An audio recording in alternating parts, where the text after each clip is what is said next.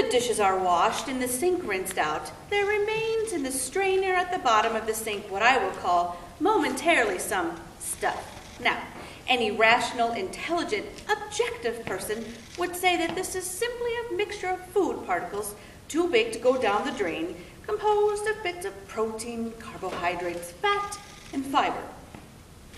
Dinner dandruff.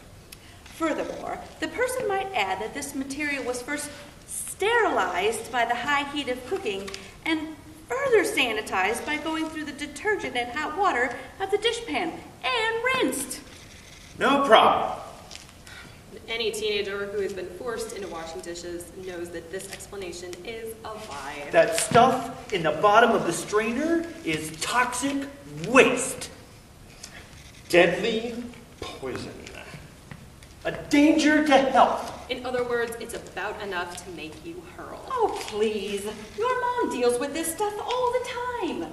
One of the very few reasons I have any respect for my mother at all is because she reaches into the sink with her bare hands. Bare hands! And picks up that lethal gunk and drops it into the garbage.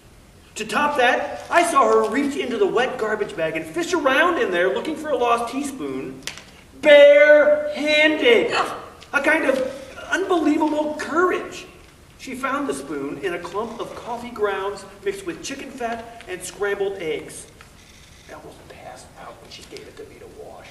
Once in French class, we learned the word ordure.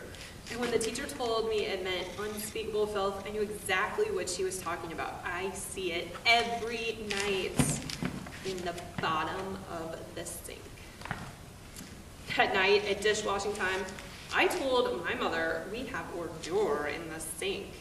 Well, she gave me her "my son the idiot" look and explained that the dinner I had just eaten was at that very moment in my stomach in just about the same condition.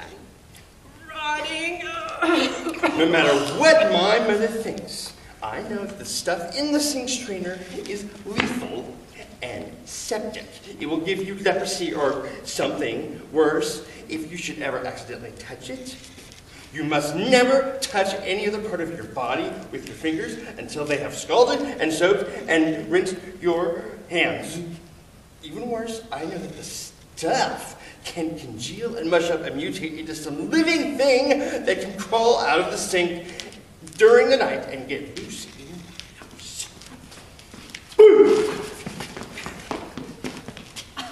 Come to think of it, my father never came closer than 3 feet to the sink in his life.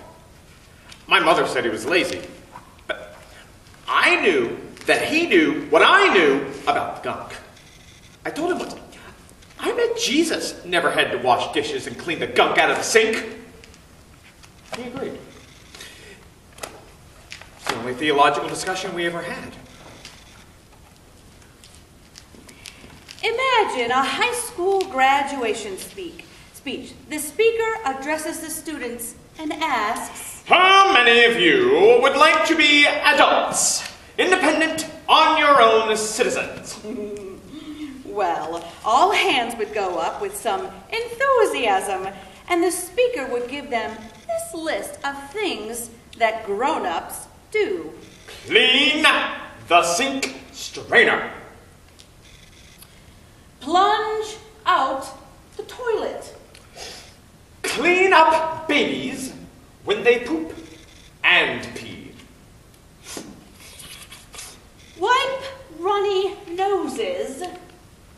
Clean up the floor when the baby throws up strange spinach. Empty out the kitty litter. Scrape up dog dew.